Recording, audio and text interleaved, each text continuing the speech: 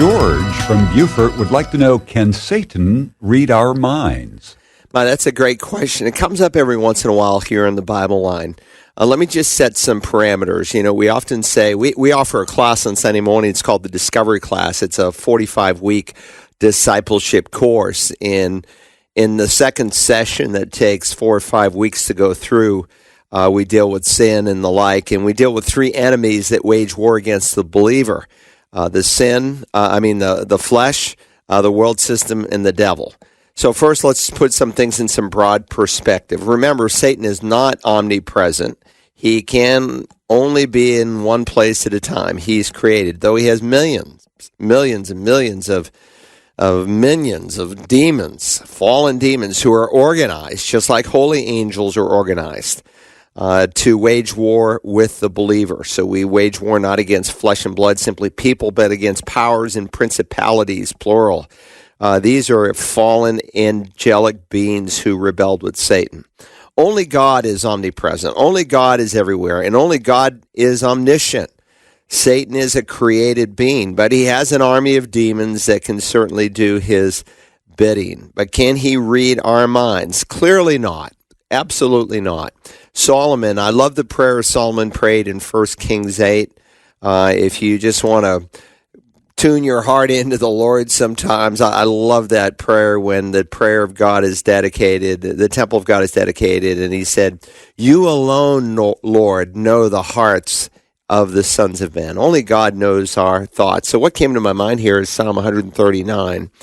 And this is a great passage of Scripture that really speaks of God's omnipresence and God's omniscience, so contrary to the evil one.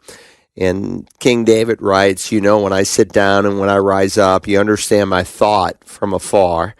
You scrutinize my every path and my lying down and are intimately acquainted with all my ways. Even before there is a word on my tongue, behold, O Lord, you know it all." So even before I'm about to verbalize something, God knows what we're going to say. He knows the very thought that we're formulating. And of course, Jesus, who's God incarnate, exhibited the same divine attributes. Remember John 2. He didn't reveal himself to some people because he knew what was in each person. So only God himself is omniscient. With that said, I don't think we can dismiss that Satan is a powerful angelic being. We studied recently the book of Jude, and we looked at Michael the archangel. And Michael the archangel dared not bring rebuke against Satan. He said instead in Jude 1:9, "The Lord rebuke you." And so we need to have a respect for Satan because he's powered. He has limited power, but he can't read our minds. But look, he's been around in this fallen state for over 6,000 years of recorded human history. And there's no doubt that he's learned a lot in that way, in that time. And even his demons can observe what you are doing. And with that said, no doubt they can probably even take a well-educated guess of what you might do and how you might respond to some temptation. James, I preached the book of James a couple of years ago, and one of the commands in James is submit, therefore, to the Lord. And God tells us to submit to the Lord before he gives the command, resist the devil. And the promise that's accompanied with it is that he'll flee with you.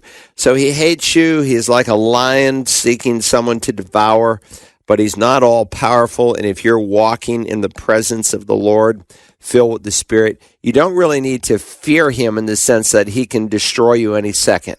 His power is limited, but still he is a real foe, and you need to respect that. Dr. Carl Broggi answers your questions about the Bible and living the Christian life Tuesday mornings at 11 on The Light 88.7 FM and online around the world at wagp.net.